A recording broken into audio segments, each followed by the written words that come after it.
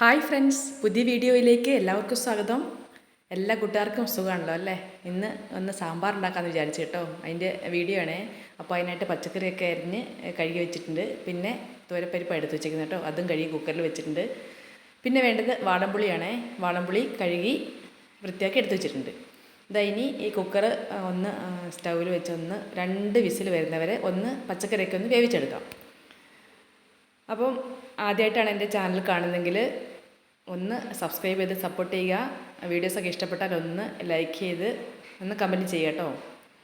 ഇതാ ഇപ്പം കുക്കറിൽ ഞാൻ ഒരു വിസിൽ വരാൻ വേണ്ടിയിട്ട് കുക്കറിൽ പരിപ്പിട്ട് വെച്ചിട്ടുണ്ട് കേട്ടോ. സ്റ്റവ് ഓൺ ചെയ്ത് വെച്ചിട്ടുണ്ട്.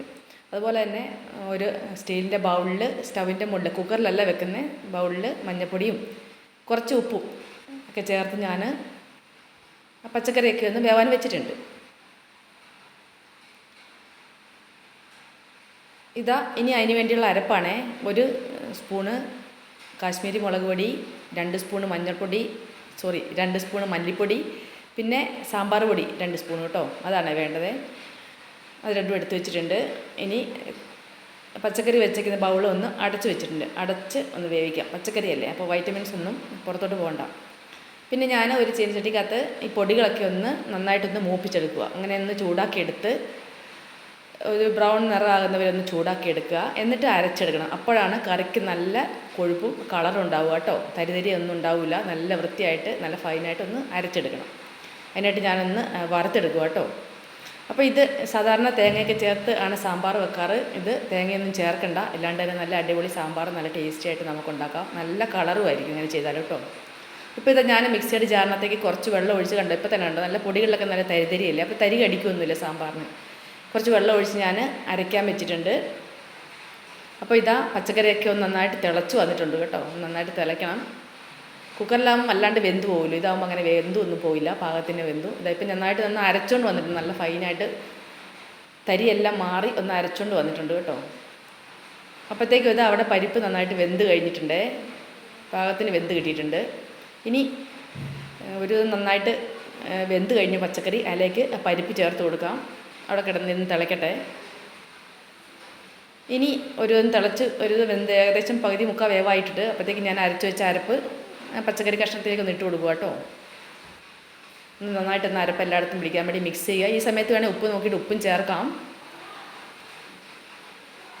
പരിപ്പ് ചേർത്തുകൊണ്ട് തന്നെ കുറച്ച് ലൂസായിട്ട് നിൽക്കുന്നതാണ് നല്ലത്. തണുത്ത് കഴിയുമ്പോൾ അത് എന്തായാലും കറി കുറുകാൻ സാധ്യതയുണ്ട്. ഇപ്പോൾ ഇതാ അതും ചേർത്തിട്ടൊന്ന് നന്നായിട്ട് ഇളക്കിയെടുക്കുന്നു. പിന്നെ ഇവിടെ ഞാൻ ആ കഴുകി വെച്ച പുളിയൊന്ന് നന്നായിട്ട്, വാളംപുളിയാണേ, പുളിയൊന്ന് നന്നായിട്ട് അരിപ്പയിൽ അരിച്ചെടുത്ത് അതും കൂടെ ഒന്ന് ഈ കറിക്കകത്തേക്ക് ഒന്ന് ചേർത്ത് കൊടുക്കാം.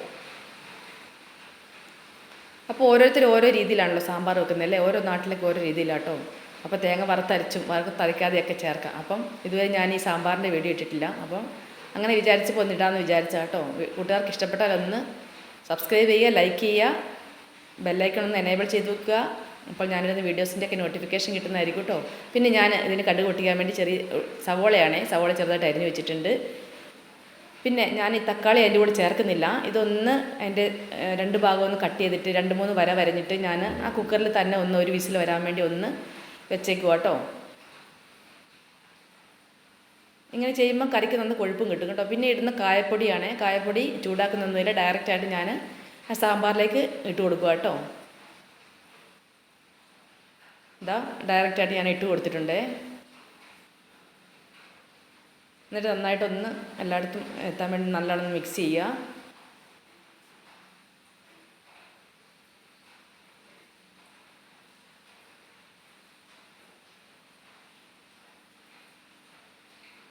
ഇപ്പോൾ ഇത് ഒരുവിധം പച്ചക്കറി കഷ്ണമൊക്കെ നന്നായിട്ട് വെന്തിട്ടുണ്ട്. ഉടഞ്ഞൊന്നും പോകാൻ നല്ലോണം വെന്ത് കിട്ടിയിട്ടുണ്ട്. പിന്നെ വേണ്ടത് മെയിനായിട്ട് വേണ്ട ഇൻഗ്രീഡിയൻസ് ആണ് മല്ലിച്ചപ്പ് കേട്ടോ.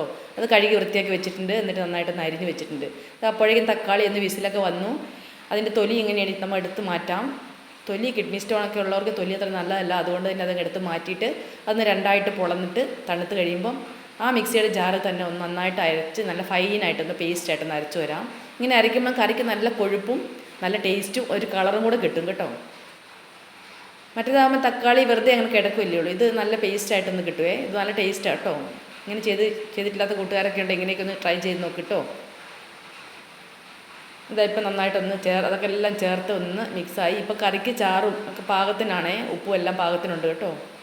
ഇനി കടുക് പൊട്ടിക്കാൻ വേണ്ടിയിട്ട് ഞാൻ ചീനച്ചട്ടിക്കകത്ത് കുറച്ച് കൂടുതൽ എണ്ണ ഒഴിച്ചിട്ടുണ്ട്, തേങ്ങ ചേർക്കാത്തതുകൊണ്ട് തന്നെ. പിന്നെ കറിവേപ്പില, ഉള്ളിയും വറ്റൽമുളകും കൂടി ഇട്ട് ഒന്ന് നന്നായിട്ടൊന്ന് മൂപ്പിച്ചെടുക്കാം.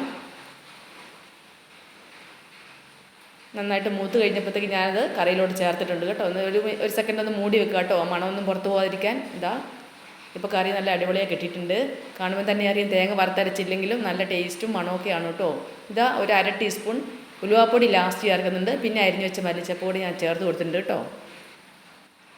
കറി ഇവിടെ റെഡിയായി കേട്ടോ. ഇത്രയേ ഉള്ളേ സാമ്പാറേ. ഒന്ന് മൂടി വെക്കാം. മല്ലിച്ചപ്പിൻ്റെ മണമൊക്കെ ഒന്ന് പുറത്ത് പോകാതിരിക്കാൻ വേണ്ടിയിട്ടൊന്ന് മൂടി വെക്കാം. അപ്പോൾ വീഡിയോ എല്ലാവർക്കും ഇഷ്ടപ്പെട്ടെന്ന് കരുതുന്നു. ഇഷ്ടപ്പെട്ടാൽ ലൈക്ക് ചെയ്യുക, കമൻറ്റ് ചെയ്യുക. പുതിയൊരു വീഡിയോ ആയിട്ട് വരാം. ഇത് ചപ്പാത്തിക്കും ചോറിനും എല്ലാം നന്നായിട്ട് ഉപയോഗിക്കാം കേട്ടോ. നല്ല അടിപൊളി കറിയാണേ. പരിപ്പ്, പ്രോട്ടീനും വെജിറ്റബിൾസ് എല്ലാം ചേർന്നുകൊണ്ട് തന്നെ നല്ല ഹെൽത്തി ഒരു കറിയൊക്കെ കേട്ടോ. എല്ലാവരും ഒന്ന് വെച്ചൊക്കെ ഒന്ന് ട്രൈ ചെയ്യട്ടോ. അപ്പോൾ ഇതുവരെ വീഡിയോ കണ്ട എല്ലാ കൂട്ടുകാർക്കും ഒത്തിരി നന്ദി. പുതിയ വീഡിയോ ആയിട്ട് വരാം. അതുവരെ എല്ലാവർക്കും bye bye. Thanks for watching.